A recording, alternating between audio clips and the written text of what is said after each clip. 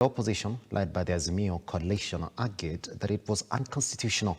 The Speaker of the National Assembly, Moses Wetangula, is however expected to give a ruling on the matter today before the vetting of the CS nominees begins. What we do understand is that currently then that process is ongoing. Let's take a look. It is a position that is expected to start the National Assembly as they argue on its constitutionality. The position of Prime Cabinet Secretary nominee Musalia Mudavadi. The vetting of Cabinet Secretary nominees is to start on Monday, with Mudavadi's position getting opposition as Azimio One Kenya coalition members argued that it was unconstitutional.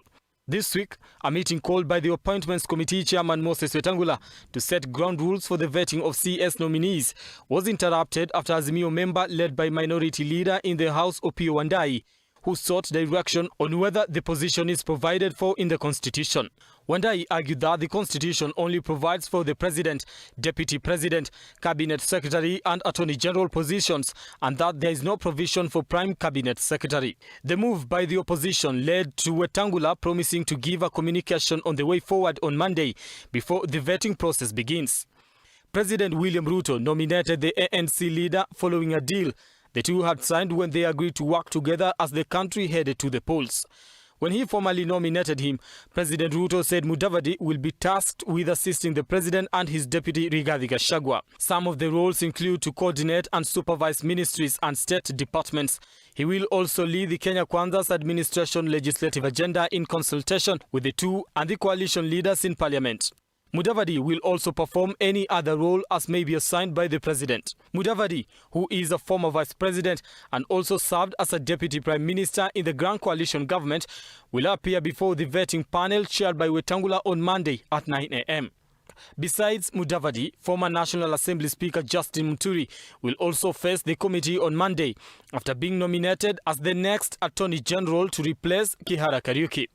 Garissa Township MP Aden Duale and Kandara Member of Parliament Alice Wahome will also appear before the committee on Monday. They are nominees for defense and water dockets, respectively.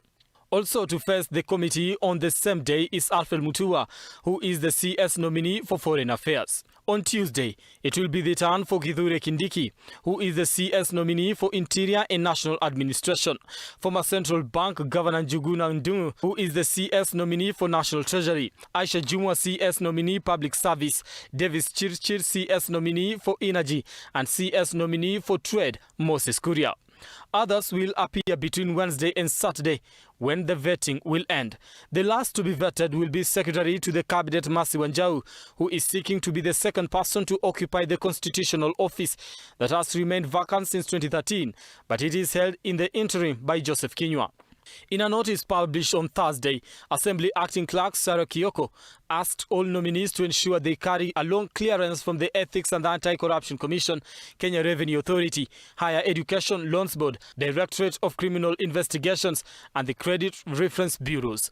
Brian Amuai, Look Up TV, Nairobi. The government and the National Disaster Management Authority in